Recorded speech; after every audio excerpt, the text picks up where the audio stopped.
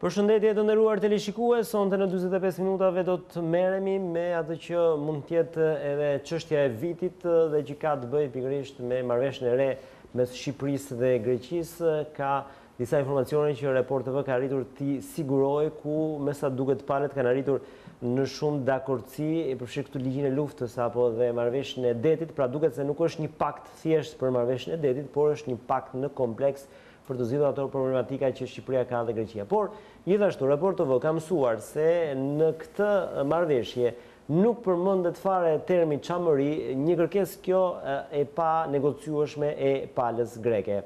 Për të folur për këtë çështje, por edhe në tërësi marrëdhëniet mes Shqipërisë dhe Greqisë, unë kam të ftuar kryetarin e PDU, zotin Shpetim Idrizi. Mirëmbrëma, mirë se erdhët, zotin Idrizi. Mirëmbrëma, faleminderit për ftesën. Përpara se të kalojmë tek pyetjet, doja të ndiqni materialin që flet pikërisht për këtë marrëveshje të re, disa planshe, nuk është thjesht çështja e detit apo çështet që ne kemi diskutuar me shumë bujë, por ka disa pika që me sa duket palët i kanë zgjidhur. Ndjekim kronikën dhe rikthehemi në studio me zotin Idrizi.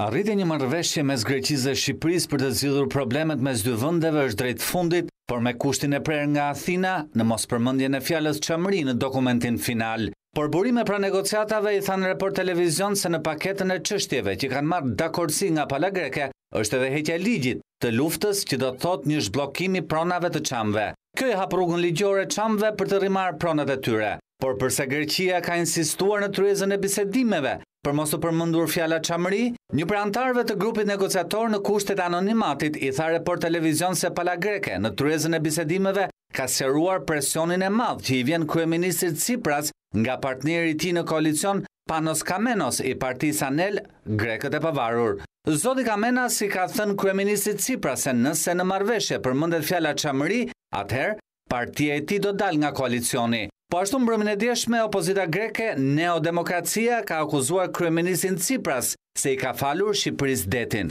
Për të shuar këto akuza, zyra e kryeministit Tsipras shpërndau detaje në disa media greke se në marrëveshjen që do të nënshkruhet nuk përmendet fjala Çamëri. Bisedimet dypalshe të grupeve të negocimit kanë arritur të zgjidhin një mori problemesh, sa të vjetra dhe të reja. Bëhet fjalë për marrëveshjen e detit, pronat e komuniteteve fetare dhe heqja e ligjit të luftës. Njohja e patentave shqiptare dhe greke. Në vendet respektive, heqja e vulës apostile, si dhe të drejtat e minoriteteve, kanë gjetur dakordsi mes palëve. Në krahasim me marrëveshjen e 2009-s, Shqipëria sipas burimeve do të fitojë një hapësirë më të madhe detare. Kjo do të jetë edhe kostoja politike që qeveria greke e kryeministit Tsipras do të përballet në parlamentin grek, por si kundërargument do të përdoret mos përmendja e emrit Çamëri, fakti i cili u bë publik sot nga mediat greke. I njëjti burim i shpjegoi Report Televizion detaje të tjera për atë çfarë do të pasojë në ditët në vijim. Dorën e fundit të dakordësisë për çështjet diskutuara pritet t'ia japin kryeministrat Rama dhe Tsipras, të cilët me gjas fillimisht do takohen në Bruksel. Më pas marrëveshja pritet të marrë firmën e Ramës dhe Tsipras në mesin e muajit korrik. Parashikohet që marrëveshja të nënshkruhet në ishullin e Korfuzit. Grupi negociator shqiptar ka kërkuar që marrëveshja të marrë miratimin e parlamentit grek e më pas të firmoset nga kryeministrat. Formati i marrëveshjes do të mbajë si logo atë të partneritetit strategjik, ndërsa traktati miqësisë Shqipëri-Greqi do të rinovohet në vitin e ardhshëm.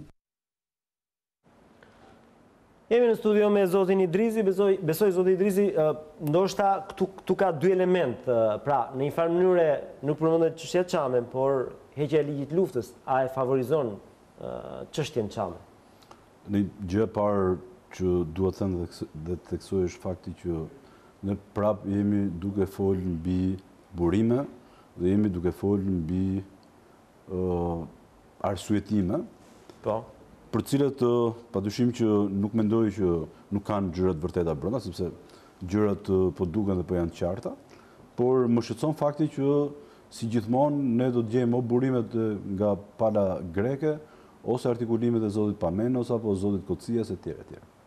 Në këtë kuptim unë duhet ju falenderoj si televizion që po mundoni që të hedhni pak dritë, por vazhdojmë që të jemi në mënyrë të përsëritur në një mungesë totale reciprociteti dhe transparencë nga pala shqiptare. Kushtin e Kocias kur erdhi në Tiranë për mos përmendur çështjen Çame, fjalinë e famshme nëse përmendi uniki nga tavolina, besoj u vërtetua që ishte i vërtet zoti Idrizi. Nuk besoj që ishte i vërtet. Sigurisht që Ajo që më shqetëson herë pasaj se ishte apo s'ishte e vërtet, se nuk e ka në dorë as Kocësia se këtë punë, as Bushati. Ajo që më shqetëson është fakti që ka një transparencë zero nga pala shqiptare. Zoti Bushati edhe kur del flet me gjuhë të drunjt apo me gjuhën e Zopit, edhe për shkak se me se di unë kam marrë goxha një master goxha të rëndësishëm në Athinë. E kam mësuar mirë me sa duket këtë gjuhën e Zopit dhe më shqetëson fakti që entuziazmi që ka pala greke. Nuk besoni që masterin e Athinë i Bushatit mund ndikojë në negociata? Jo, thashë njeh shumë mirë gjuhën e Zopit, thash që flet gjithmonë që kalon mirë me Kociasin, edhe ka filluar të kërcej dhe vallet greke, dhe po kjo nuk është e rëndësishme. E rëndësishme është fakti që nuk ka një transparencë për gjëra që janë shumë të rëndësishme, se shoku Rama, shoku Bushati i ditë do të ikin nga postet që kanë, kurse këto janë gjëra që kanë të bëjnë me sovranitetin dhe identitetin kombëtar. Në këtë kuptim do na duhet prapë që të arsyetojmë mbi këto burime dhe mbi këto të dhëna. Por përtej kësaj nuk kam ndonjë befasi në këtë gjë për faktin se edhe pa këtë marrëveshje që nuk e di se çfarë do noterizohet tashmë, kërkesat e palës greke janë plotësuar pothuajse të gjitha. Cilat kërkesa? Madje çuditërisht janë plotësuar dhe 7 dhe 6 kërkesat e Mitsotakit që sot nuk na i thonë me gojën plot, por atëherë ishin përshkruar si 6 pikat për avancimin e agjendës greke mbi Vorë e Pirin.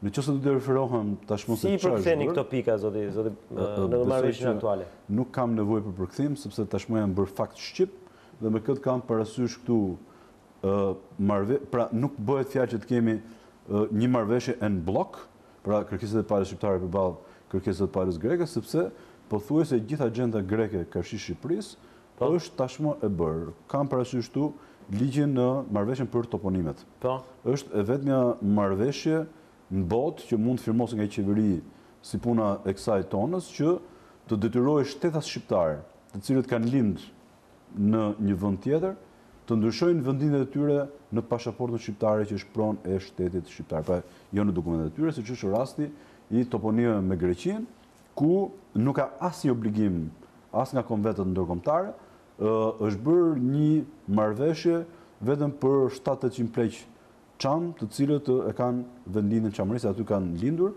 dhe sot janë të detyruar që në pasaportë shqiptare të ndryshojnë vendindjen e tyre për shkak të kësaj marrëveshje dhe kërkesës të palës greke. Pra ti marrë me radhë, toponimet po thoni është koncesion që ne i kemi bërë palës greke. E kuptoni që ç'a ka ndodhur me fjalë, për 700 pleq duhet ndryshonin në pasaportën shqiptare pronë e shtetit shqiptar, vendindjet e tyre vetëm se kishte qef Kociasi të zhdukte nëpërmjet toponimeve emrin Çamëri për shembull.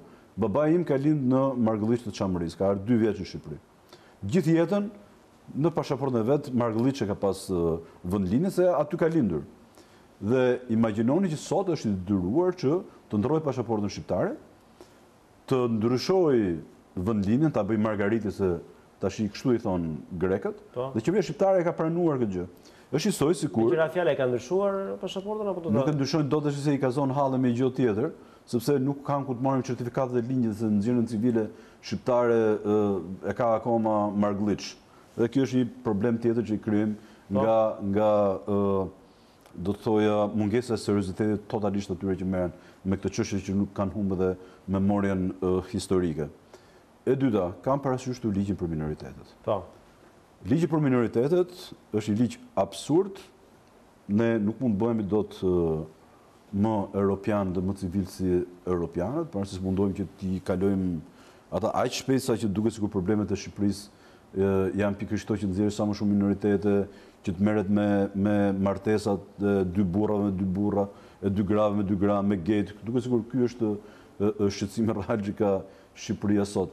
Në këtë kuptim, me këtë marrëveshje dhe me ligjin për minoritetet, Shqipëria ka dalë me 9 pakica etnike.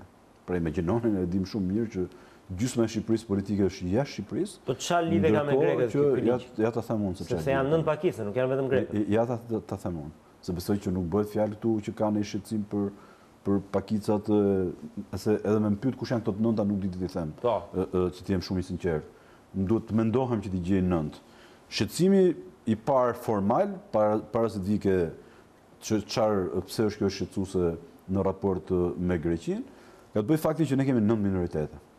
Ndërkohë që ju e dini që Kosova ka 6, e detyruar nga pakti hatisarit.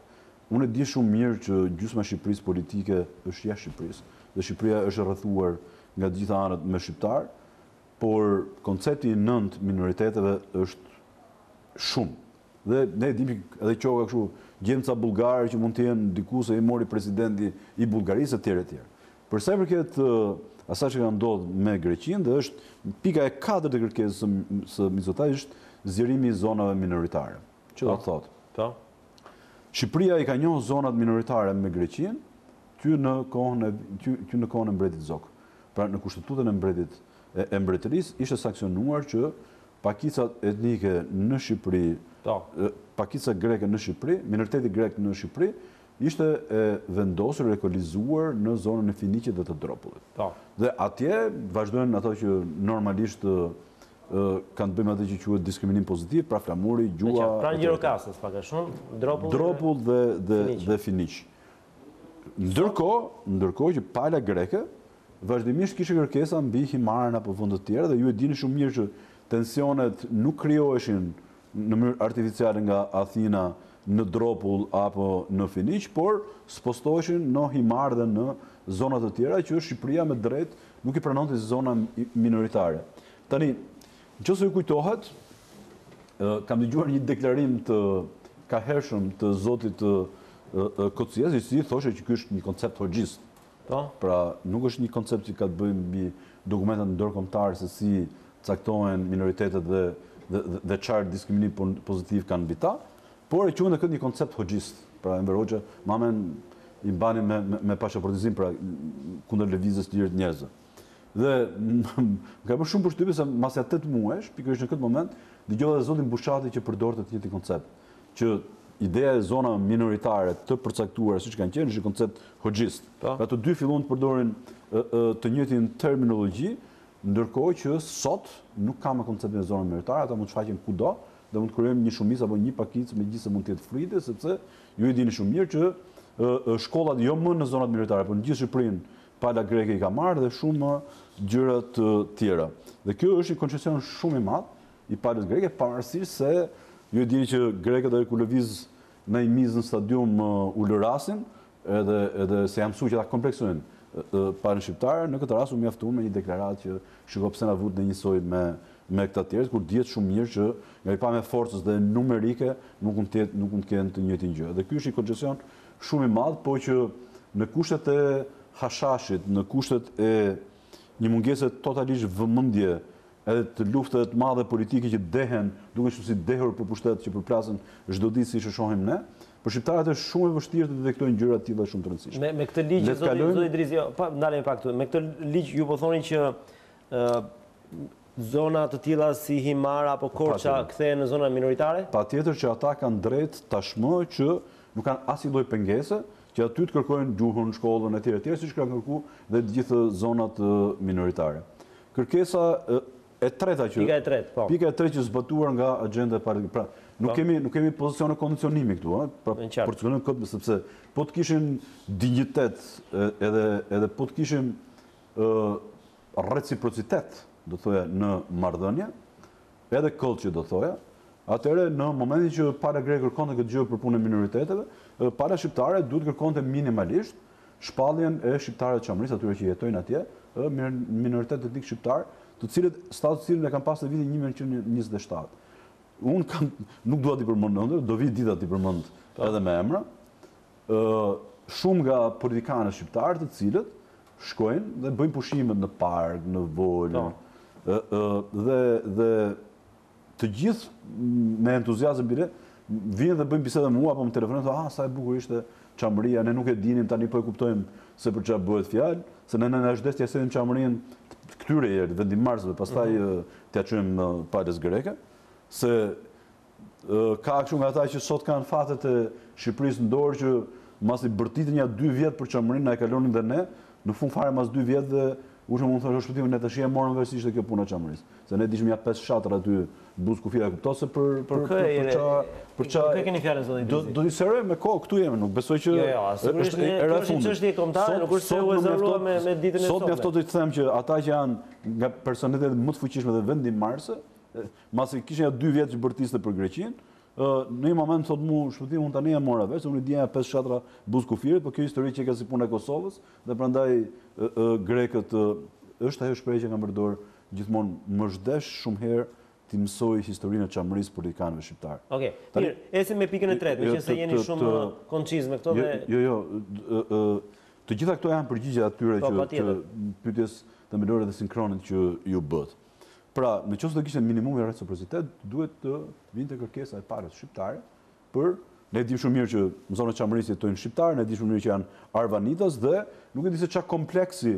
Ne duhet kishim kërkuar minoritet shqiptar në Greqi. Në Greqi, gjëja më normale, pavarësisht se jemi duke folur me një vend që na komplekson, me një vend që ka durët brenda politikës shqiptare shumë fuqishëm, sepse në diskutime të tilla ne duhet kishim parasysh që po urim me një vend që është vetëm një vend që nuk i njeh minoritetet, i ka përzën dhe nuk ka firmos as marrëdhënien kuadër. Pika 3 është një ndër pikat, do thoja, një ndër lëshimet më të rënda për sa i përket të krenarisë kombëtare dhe identitetit kombëtar dhe një ndër fitoret më të mëdha që ne i kemi dhënë grekëve. Është implementimi i varrezave të ushtarëve të rënë në luftën e dytë botërore grek në Shqipëri. Pse e them këtë gjë? Sepse ne di shumë mirë se kemi parë artikulimet politikanë shqiptar të grek të cilët e kanë thënë në mënyrë të drejtë për të dhënë vizitën në Shqipëri, aty ku kemi varret, ku kemi atë dëm. Nëse do të kthehemi sadopak historisë, do kuptojmë që këto ushtarë erdhën këtu si pushtues, ulën në flamurin shqiptar. Ju kujtoj që qeveria me taksajt ishte e vetmja qeveri në Europë e cila përshëndeti pushtimin e Shqipërisë nga Italia fashiste, sepse duke ardhur Italia në kufi, priste që ta ndante Shqipërinë në 2 pjesë, jugu me Greqinë, sipas marrëveshjes Titani Venizelos e bërë më përpara për coptimin e Shqipërisë në 2 pjesë. Pavarësisht se kjo i ra sipërkohës. Dhe ushtarët grek erdhën në Shqipëri si pushtues, tentuan ashtu siç në vitin 1914 të rrinë në kufit e Vorë e Pirit, madje aq e vërtetë është kjo, saqë kur Gjermania naziste hyri në Greqi, këta trupa nuk u kthyen me shku me luftu për vendin e tyre, por netën pikërisht në këtë territor sepse prisin që të mbarimin e luftës. Nga pikpamja njerëzore unë kuptoj që duhet të ketë një varrezë dhe ne duhet të merreshim as më shumë as më pak shembullin e njerëzve e popullit të cilët e quajnë këtë një proces pajtime. Pra, kanë qenë luftë, e para do fillohet heqja e ligjit të luftës, e dyta është ky që quhet proces pajtimi, një ndër të cilët është edhe problemi i të vrarëve, të cilët si rregull mund të përdorim edhe shembullin e Greqisë. Nëse ju do të shihni në Greqi, në Kretë apo në Salonik apo 2 qytete të tjera, keni varrezat e ushtarëve gjerman të rënë në Greqi, të cilët kanë një memorial dhe disa vare simbolike. Trupet e kanë qu familjar. Imagjinoni tani me këtë marrëveshje. Pra, nga pikpamja historike ju e dini se sa varreza do ketë në Shqipëri, se edhe kjo mbetet pikë. 2 të paktën janë të njohura, po kanë thënë që janë 2 dhe kanë thënë që do kenë edhe 600 vend zhvarrime të gjitha të vendosura në ato kufit e Vorë e Pirit. Dhe ajo që të bën përshtypje është se edhe nga varrezat dhe përreshtat mund ta fillonin shumë mirë nga Kosina. Aty i kanë ato eshtrat e famshme ku eshtrat e shqiptarëve, pleqve, fëmijëve na paraqiten si eshtrat ushtarëve grek, le t'i bëjnë ADN natyre, se imagjinoni mas 70 vjetësh do të investohet shteti grek për gjithë familjarët e tyre, pra t'japin ata ADN-n për të parë që janë të afërm me tyre, ti identifikojnë dhe të afërmit e tyre do të investohen për këtë gjë, do shkojnë t'japin ADN-n etj. Dhe nuk qekën të interesuar t'i marrin t'i çojnë në shtëpiat e tyre. Dhe mbi gjitha të fillojnë nga Kosina. Ky është një lëshim shumë i madh, do thoja edhe i krenarisë kombëtare dhe identitetit tonë edhe për palën greke. Por minimalisht të ishte bërë në kufit e reciprocitetit dhe të pranojë implementimi i këtyre varrezave minimalisht në shkëmbim të, unë jam prapë mos bëshin, në shkëmbim të varrezave të shqiptarëve të Çamërisë, të cilët janë vrarë, janë masakruar, janë luftë, po në shtëpiat e tyre dhe ne i dim vendosit e tyre. Edhe një pra, zoti Idrizi, ke përmendur tani toponimet, koncesion ndaj palës greke, ligjin për minoritetet, koncesion që i hap rrugën zonave minoritare në Imar dhe në Korçë. Dhe e treta është pikërisht Vareza 3 koncesion deri tani. Po, ka më apo unë duhet përmend me ato që ne kemi fituar të paktën nga zërat që deri tani vetëm vurën apostile diun. Dhe sot që po flasim, këto janë bërë, nuk janë projekt që do të firmosen nga të dy palët. Këto që po i them unë deri tani janë bërë tashmë, sepse do të kuptohet për shkak të ligjit luftës, nuk është një fitore për Shqipërinë? Prit, se këtu do vim tek pjesat e kërkesat e palës shqiptare. Ajo që kuptojmë ne dikush është. Nëse kanë ra dakord en blok të hiqin katër pra zgjidheshin 4 probleme të palës greke, 4 probleme të palës shqiptare dhe për të tjerat vazhdonte diskutimi. Sot këto që po ju them unë janë bërë fakt. Pra, nuk jemi në pozicione që mund të ishte edhe normale që në momentin që ne do pranojmë implementimin e varrezave të ushtarëve grek, e zem të merrnim heqjen e ligjit luftës, pra tishin në momentin që ne bëjmë ligjin për minoritetet. Po kjo është një përgjegjësi e tillë qeverive zoti Idrizi, se të gjitha i kanë bërë fakt kërkesat e grekëve dhe më pas. Tani unë nuk po them që ka një qeveri më të mirë, kjo është më e mirë se e keqja, po se ajo tjetra apo ajo tjetër ishte më e mirë. Po fare se ne po diskutojmë ku jemi sot me këtë qeveri që ka marrë përsipër që dhe ka bërë mirë që ka marrë përsipër, por duhet të ndjej përgjegjësinë e madhe që kanë karshi adheut edhe karshi detyrës tyre. Në këtë kuptim po them, pala greke ka mbyllur agjendën e vet. Pala greke ka ngel vetëm një gjë. E cila prap ne nuk hyn në prioritetet do të thoja të palës shqiptare dhe pse. Këto treja janë bërë për palën greke. Sot ne kemi marrë vetëm vurën apostile në duket. Edhe patentat kanë përshtypjen është në diskutim. Pavarësisht se ajo është gjë shumë banale, shumë e vogël. Tani ne kemi sa dush probleme të tilla se po të kthehemi nga këto probleme më i madh që kemi ose imperative është. Jo, biem dakord, çështja e patentave është pothuajse shumë periferike, nuk është çështje fare. Të tilla do ketë vazhdimisht, për shembull shqetësuese është mungesa e dialogut edhe diskutimit për sigurinë shoqërore, sepse ju dini që kemi një prani shumë të madhe të shqiptarëve që punojnë, paguajnë kontributet e sigurisë shoqërore në Greqi, por që riskojnë që kur të kthehen në Shqipëri, pa këtë marrëveshje, mos gëzojnë këtu pension. Ajo që po thoja është që nuk është një marrëveshje në blok, por pala greke ka mbaruar agjendën e vet. Tani, e vetmja gjë që i ka ngel palës greke është marrëveshja e ujërave. Deri në zonave ekonomike, apo është e quajtur marrëveshja e detit. Kërkesat dhe ato që janë, si thuaç, kërkesat palës shqiptare për të zgjidhur janë heqja e ligjit luftës, heqja e ligjit që nuk është bërë. Po nga informacionet tona deklarohet që është arritur marrëveshja. Okej, tani kemi le t'i marrim pak të mirëqenia këto, mos jemi kaq mosbesues. Nuk kam mosbesim, po them një gjë shumë më të thjeshtë se kaq. Këto janë bërë, këto s'janë bërë akoma, kaq po them. Dakor. Pra, unë do e kuptoja që edhe këto mos bëheshin dhe tuleshin dy burrat e shtetit të majtë që i majnë djathët në fuqi, kam parasysh të palën greke, se këta tanës janë as majtë as djathë, nuk di unë të ketë parti të majtë apo djathë në Shqipëri nga pikpamja programore dhe atyre që ushtrojnë sa herë që vinë në pushtet, por kjo është çështje tjetër. Kërkesat e palës shqiptare që janë stand-by apo premtime është bërja e kufive toksor. Pra interesi i palës shqiptare është të fillon të kufi të mbyllë përfundimisht kapitullin e sovranitetit kombëtar nëpërmjet një mbylljes fillimisht të marrëveshjeve për kufit toksor, pastaj për kufit detar. Sepse për kufit detar ne na është desht me 10 vite të negociojmë me palën italiane dhe duhet jemi shumë kujdesshëm në këtë gjë. Kurse mbyllja e kufive toksor dhe detar bashk është një kërkesë e kahershme që mbyll përfundimisht kapitullin e kufive midis dy vendeve, sepse ne ju e dini që kufit e Shqipërisë janë caktuar nga traktati i Firences, 1918, në fakt 23, të cilën Greqia sot e kësaj dite nuk e ka ratifikuar. Pra, dhe duke ngjerë ligjin luftës në këmbë, dhe kjo nuk ka qenë një shaka, pavarësisht se thash, ne sot shqiptarët e kanë mendjen ke ekzistenca, ke mungesa e perspektivës që po ikin jashtë, e kanë mendjen ke diskutimet kush nga palët e ka ashashin më të mirë, por nesër kur dalin gjithë do shohim që ne kemi bjerë sovranitet dhe çdo qytetar i mirë dhe llogari i dhënës fillon nga identiteti dhe nga dinjiteti kombëtar. Tani, aq e rëndësishme është mbyllja e kufive toksor, pra diskutimi, jo se janë diskutim kufi toksor, por ne nuk kemi një marrëveshje për administrimin e zonave kufitare dhe mjaftoi që të sjell një shembull. Jo, është folur që Greqia do pranojë njohjen ose ratifikimin e protokollit Firencës. Nëse kjo ndodh, zoti Idrizi, kjo çështje zgjidhet apo? Tani dhe a zgjidhet kjo çështje prapë me heqjen e ligjit luftës? Pikërisht tani këtë gjutin ai diskutim sot apo në Jo, kjo nuk është problem, është drejt. Ne plot fuqishmëri, ne diskutim, ne gjë. Pse? Sepse ne gjithmonë na e vëmë përpara pala greke agjendën neve.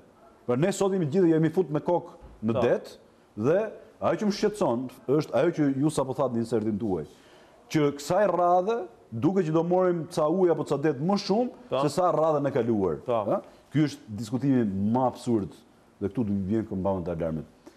Sovranitetin kombëtar nuk mundet dot ta negociojë as Rama, as Berisha, asnjë.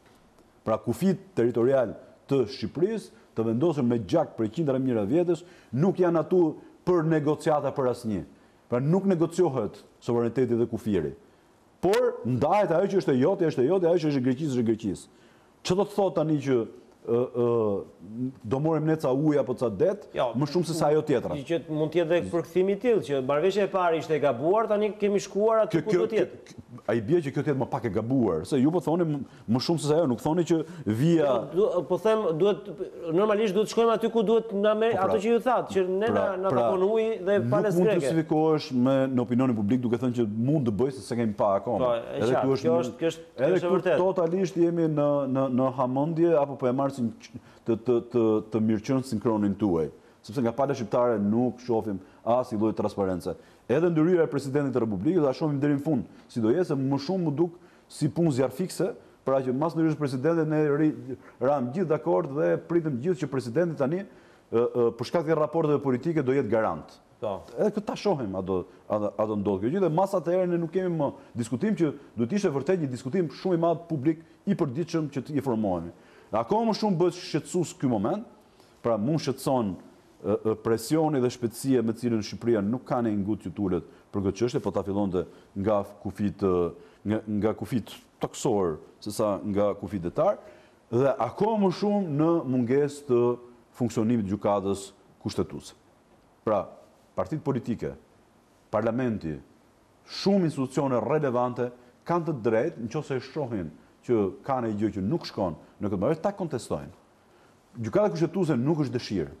Nuk është një gjë që apo parlamenti që duhet ta ratifikojë këtë marrëveshje, sepse këto janë fitra që ka përdor kushtetuta që nëse dikush gabon, nga këta që shkojnë me kompas dhe me vizore, nuk e di me çfarë shkojnë këta tanat atje, se radhën e parë ka qenë shumë e çuditshme se si është se rast e para për shkak ka qenë shumë e çuditshme, se si është paktën nga informimet apo nëse do t'i referohemi Wikileaksit, i cili thoshte që jo vetë ishte presioni palës greke për ta mbyllë këtu, po i thonin palës shqiptare, direkt këtu ishim ne.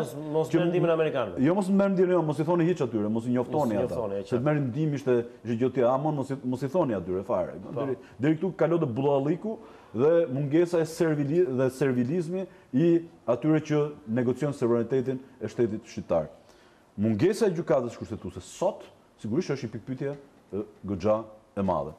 Tani, prapë jemi në kushtet e sinjaleve. Nuk dim ne asnjëherë se çfarë bëhet. Ne edhe këtë që s'pranoi çështjen Çam me Greqia se ne prisim ta pranonin, në mesore pranoi qeveria shqiptare çështjen Çam edhe nuk është se ju e prisit këtë. Jo, unë e prisja, po jo, nuk është se ju e prisin që pala greke të pranonte çështjen Çam. Do ta shpjegoj se çfarë do të bëjë qeveria shqiptare për çështjen Çam nëse ka seriozisht kjo dhe çdo qeveri tjetër dhe jo folklorizëm.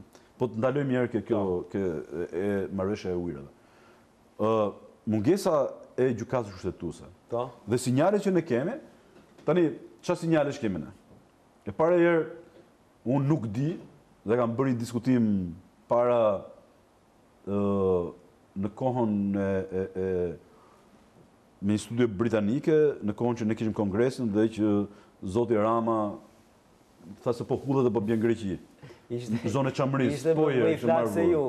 Po, ishte më i flak se ne dhe atëherë studio britanike që ne kishim ngarkuar, më thotë në konfidencë, shiko, Greqia po përgatitet me një grup negociator, por dhe me studio juridike që janë me gishtat e dorës për të drejtën e detit. Ai e kishte marrë informacion dhe thotë, ok, nëse do të Shqipëria të përgatitet, etj. I ndava aty ku duhet këtë lloj informacion, dhe unë sot nuk e di. jam mirëbesues që duhet ta ketë bërë para shqiptare këtë gjë, por nuk di vërtet nëse para shqiptare ka marrë gjithë këtë ekspertizë, është e nevojshme, se ne nuk kemi. Ju e dini, është një precedent shumë interesant. Gjyqi për kanalin e Korfuzit, incident kanalit Korfuzit, ku Shqipëria nëpërmjet një studio franceze vuri precedentet e rasteve të tilla. Dhe ajo që mua më shqetëson është ajo që dimë ne sot, është pikërisht ajo që ju e pat në insertin tuaj, që thot është një parti aty e voskën nacionaliste. Panos Kameno. E di emrin e Kamenosit, ministrit të mbrojtjes së Greqisë, i cili para 10 ditësh ishte shumë entuziast dhe tha që ne do zgjerohemi nga 6 në 12 milje. Ishte shumë entuziast. Dhe ne gjithë harruam edhe media se do shohim, jemi ke hashashit gjithë akoma, edhe ke pije e pushtetit, dhe harruam të kujtojmë që ky personazh para një viti i vesh ushtarak, ka dalë dhe kërcënonte Shqipërinë nga kufit fundor, nga jugu i Shqipërisë. Po ky. Me trupa madje. Me trupa. Sot është i relaksuar, thotë do zgjerohemi nga 6 deri në Pra, që do thotë në konceptin tuaj ka një marrëveshje që favorizon Greqinë? Duhet kuptojmë një gjë. Unë nuk di gjë. Jo, sigurisht, po bëni një analizë tani me këto çfarë keni. Më thirrët këtu në studio, më dhat një insert dhe po diskutojmë mbi të. Dhe po them të tjera që shenjat që ne kemi për shkak sepse nuk ka deri më sot reciprocitet, pra jo vetëm duhet të ishin mbaruar kërkesat e parës greke, po duhet të ishin mbaruar edhe kërkesat e parës shqiptare, dhe ato që ishin ngel për diskutim mund të jenë një trajtim i mëvonshëm. Këtë po mundohen të them. Para greke ka mbaru agjendën vetë dimora me pika. Për marrëveshjen e ujrave, di dy gjëra që para jonë sot as gjë. Nuk e dia e ka marrë ekspertizë ndërkombëtare. Di që ky ministri i mbrojtjes, i cili është i partie ultra djathtë, dhe ka kërcënuar vjet Shqipërinë nga i vesh ushtarak dhe me trupa nga jugu i Shqipërisë, sot është shumë i relaksuar, i qeshur dhe entuziast, dhe ka bërë deklaratë duke thënë që po ne do zgjerohemi nga 6 deri në 12 milje. Dhe këtu nuk flet njëri, nuk merret njëri me këtë gjë, se me sa duket politika shqiptare thotë nuk janë zgjeruar me 6 me 12 milje ke shtëpia ime, se po zgjerojë ke shtëpia e tyre, sigurisht do kërcenin përpjet. E dyta që di këtë insertin që ju sapo dhatë, që po bëhet gati etj. Kështu që në kushte totale të transparencës, por me fakte që agjenda greke ka mbaruar, agjenda shqiptare e cila sipas asaj çka ne mendojmë qartësisht është kufi toksor, pastaj diskutonim kufi detar, jo me këtë shpejtësi. Pse para marrjes pse do takohen dy kryeministrat për ta përcaktuar këtë gjë para 28-s, po sigurisht që ka lidhje. Tash se besoj që ka në një këtu që e mendoj që është pa lidhje. Dhe ndërkohë që pra ju po thoni që pala greke e kondicionon po e ka kondicionuar gjithmonë në bursë, nuk kemi të thonë negociata. Nuk kemi thënë asgjë të re. Pala greke e ka kondicionuar gjithmonë, por kërkesat e palës shqiptare janë kufi toksor, pastaj kalojmë kufi detar, heqja e ligjit luftës, çështja çame dhe interesat direkte që ne kemi për emigrantët që janë atje për sigurinë shoqërore, apo çështjet e tjera të cilat janë të kësaj kategorie, do thoja, më të hershme. Zoti Idrizi, do doja t'ju pyesje, meqense çështja çame besoj është kryefjala e retorikës suaj. Ju keni një javë të ngarkuar, keni javën çame, është marshimi i famshëm. Në këtë klimë, duke patur veshin edhe nga kjo marrëveshje, çfarë do të ndryshojë në këtë, le të themi, fushat që ju keni këto ditë? S'pari më duhet që të them dhe gjyra shumë shpejt për ligjin e luftës, sepse siç e pat ka një lloj diskordancë ndërmjet asaj çka insertit tuaj dhe komendit tuaj, sepse u tha që ligji i luftës akseleron dhe çështjet e pronësore të shqiptarëve të Çamërisë. Pra heqja e ligjit të luftës, a e favorizon çështjen çame? E hap rrugën për këtë gjë dhe është kështu. Por më vjen keq të kujtoj që nëse ju do gjeni sinkronat e ministrit të jashtëm zotit Bushati, në momentin që u hap ky diskutim, tha ne morëm premtimin për heqjen e ligjit të luftës, fjalia e dytë që më bënte gjithmonë përshtypje, nxitosh është thoshte, por që nuk përfitojnë çamët. Nëse ju sill në vëmendjen tyre këtë sinkron. Pra zoti Bushati thoshte do hiqet ligji i luftës, na është premtuar që të hiqet ligji i luftës, por çamët nuk përfitojnë. Duket e çuditshme se si një ministër i jashtëm i Shqipërisë pa e pyet kush e zgjeronte përgjigjen, kur ndoshta mund të ishte mirë edhe për të politikë që ta leti që kështu si evazive.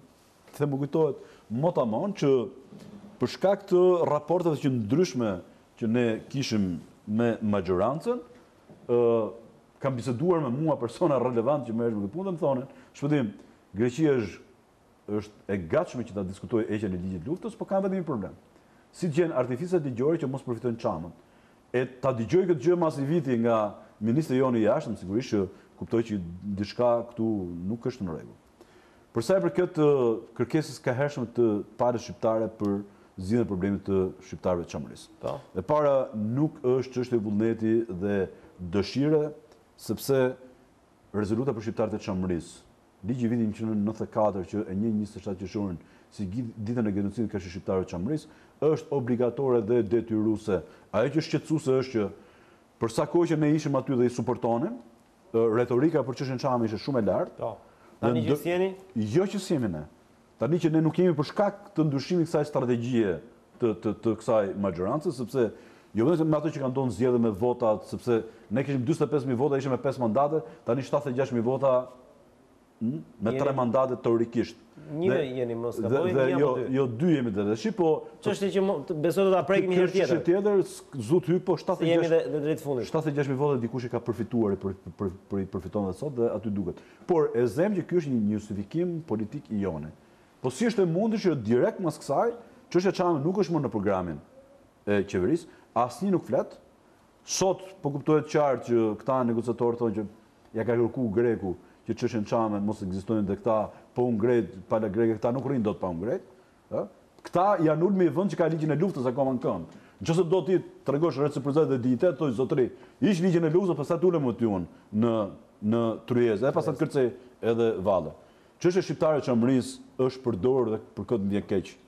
Për retorik, për si e tha, siç e kanë thënë vetë, për të nxit temperaturat me Greqinë dhe pastaj që t'i ulim. Prandaj ne nuk duhet të ishim në parlament, prandaj nuk është më në program çështja Çamë dhe prandaj sot na thuhet në mënyrën më të thjeshtë që çështja Çamë është një çështje e drejtave të njerëzit, por pala greke nuk e pranon. Me fjalë, e gjithë çështja Çamë mas 5 vjetëve doli që pastaj qenë çështje e drejtave të njerëzit, e kuptuam u thellun dhe e kuptuam që është çështje e drejtave të njerëzit, por që Greqia nuk e pranon, madje e na i quajnë dhe pretendime territoriale. Tani, të lutem, mos bëhemi për të jemi minimalisht serioz në këtë gjë, se Shqipëria s'ka këll që sot të pak në këtë gjë që të ketë pretendime territoriale karshi Greqisë, ndërkohë që ne jemi i vetmi vend edhe po dojë nga pala shqiptare të Çamërisë, kemi bërë qartë që ne nuk e shohim këtë dhe nuk kemi pretendime territoriale. Ne duam që atë padrejtësi historike ta kurojmë, sepse vazhdon sot diskriminimi dhe genocidi mbi pleqtë tanë që nuk shkojnë dot në Çamëri. Dhe për çështjen Çamë duhet seriozitet, duhet lobing. Le të mori Rama dhe Basha paratë që Rama harxhoi me dal me presidentin e Amerikës në foto, ku janë $80.000, apo këto të tjerët siç bën një lobing, ti marrin bashkë do bëjnë për çështjen Çamë. Dhe nga pikpamja juridike ne ja kemi dhënë zgjidhjen është çështje vullneti. Problemi jonë është krijuar en blok, avokati i shtetit bashkë me avokatët tanë shkojnë në gjykatën e Strasburgut për çështje brendësore. Por, pra ka zgjidhje të drejtë për drejtë dhe ata e dinë shumë mirë, është çështje thjesht vullneti dhe tjetra ne nuk kërkojmë që zgjidhim komisionin e kthimit pronave. Kjo është një çështje e të drejtës, e njerëzve të cilët janë shpërngulur me dhunë, me forcë, që para shqiptare duhet fit përgatitet dhe të ketë parasysh gjithë dokumentacionin e nevojshëm juridik, nëse nuk duan ta marrin më nga Shpetim Idrizi, siç e kanë marrë deri para ca kohësh, apo nga shoqata Çamëria ekspertizën, faktet historike, dëshmitarat e tjerë, le t'i referohen korifejve të diplomacisë kohën e mbretit Zog, Rauf Ficos me difrashit, shohin qëndrimet që ata kanë bajt brenda dhe jashtë Shqipërisë edhe në Gjenevë, apo me që këta janë të majt, t'i referohen dhe Fanolit në pozicionet dhe qëndrimet që i kanë bajt në lidhjen e kombeve, po doni vi edhe më përpara, nga 91 deri në 94, në takimet Serreqi, Papuljas, Mitsotakis, është çështja Çamë, le të hapim memuaret e Ministrisë Jashtme, jo vetëm që ishte pjesë e turezës së bisedimeve, por edhe për varrezat, edhe për çështjet pronësore kanë qenë duke diskutuar dhe nuk qoheshin pala greke. Pala greke me dobësimin e shtetit shqiptar, sigurisht që mas 97-ës, i që shumë durët brënda. Shof një zhgënjim si nga e majtë, si nga e djatha, që do të thotë, shumë shkurë, se s'kemi, vetëm pak sekonda kemi, do të determinoj bashkëpunimin nesër këtë çështje sërish me dy forcët e mëdha? E kam thënë dhe kam bërë qartë në Këshillim Kombëtar që kishim. Partia Mbretësi, Integrim dhe Unitet do të bashkëpunojë në zgjedhje dhe po vim pak dhe votat tona... Erdhën zgjedhje lokale. Jo, po janë aq të rëndësishme sa... Do ke nevojë, thua, edhe e majtë edhe e djatha. Absolutisht, do koncentrohem vetëm i gjë me një marrëveshje të qartë për hapat e zgjidhjes çështjes Çame, larg retorikës thjesht për ta përmendur ato. Në këtë javë që ne kemi kulmuar aktivitetet që nga e dita hënë me dekorimin e atyre që ne janë miqtë e Shqipërisë, por dhe ambasadorë të çështjes Çame, brenda dhe Shqipërisë, më duhet ta theksoj fort që ne kemi qujtë këtë javë ndryshe nga herët e tjera, Çamëria nuk harron. Dhe jo nuk e harron Çamërinë, sepse më duhet të theksoj fort për gjithë këtë që ka ndodhur në historinë tonë të 74 vjetëve, sepse Napoleon Zerve i vrau, Enver Hoxha u mundu që të denigroj, por nuk mendoj se ka në njëni fuqinë e këtyre dyve sot, Çamëria nuk do të harroj as miqt, as armiqt. Në qoftë se miqt ne i kemi dekoruar dhe do t'i nderojmë vazhdimisht, armiqt do na kenë përballë me zë akoma më të fortë. Që do thotë, ditën e parë ne bëm këtë ditën e parë përkujtimore dhe ceremoniale dhe jubilare, e dyta ishte shumë e rëndësishme. Dhe këtu duhet të falenderoj dhe Institutin e Hapjes, Autoritetin e Hapjes Dosjeve, ishte edhe një vërtetim motamo për shumë e rëndë të shifjes se si 53 burra dhe gra dhe krerë të Çamërisë ishin dënuar me 1500 vjet burg, tash i quajtur ai grupi Çam, për të vazhduar të njëjtin diskriminim siç kishte vazhduar, pra ishte një përndjekje sistematike e gjithë komunitetit të shqiptar të Çamërisë. Dje kemi pas një shumë për edhe 1 minutë i mbaroj të gjitha. Jo, se jemi në limite, do duhet ta theksoj këtë gjë. Fjalën që do kemi sërish emisionin. Dje ka qenë një ekspozitë e jashtëzakonshme ku një grup piktorësh bën një koloni, ka shkuar në zonën e Çamërisë, bën piktura aty në gjithë muajin e fundit dhe dje ne kemi hapur këtë ekspozitë. Sot është libri për Kongresin Antifashist Çam nga Hector Seko, se ne na vjen lloj-lloj epitetesh edhe athuse në Greqi e fituan partizanët luftës, harron që fituan bashkëpunëtorët e gjermanit në luftën civile, dhe ditën e shtunë kulmojmë me 23 qershor në peregrinazhin e zakonshëm që ne bëjmë dhe në varrezat e Kloqëri, ftojnë radh parë gjithë politikën shqiptare, të gjithë deputetët që të jenë atë, edhe të gjithë ata që kanë përdorur çështjen e shqiptarëve të Çamërisë për kapital politik, por ta thash dhe herë tjetër, trimërohen brenda dhe bëhen vasal jashtë të Greqisë, dhe ftoj që gjithë shqiptarët të bashkohen këtij. Falenderoj zoti Idrizi dhe duke theksuar që çështja Çame nuk është çështje e thjesht e shqiptarëve të Çamërisë, dhe ne do bëjmë gjithçka, jemi në këmbë që paradigmën e harresës asnjëherë mos ta zej çështjen e shqiptarëve të Çamërisë. Faleminderit shumë, besoj do ta ndjekim me shumë interes këtë marshim dhe do të shohim se sa pjesëmarrje të politikanëve, majtës dhe të djathtas do të jenë në këtë marshim. Edhe një herë faleminderit, ishte kënaqësi zoti Idrizi. Faleminderit. Të nderuar televizionistët, kemi ardhur në fund të 45 minutave. Natën e mirë dhe mirupafshim.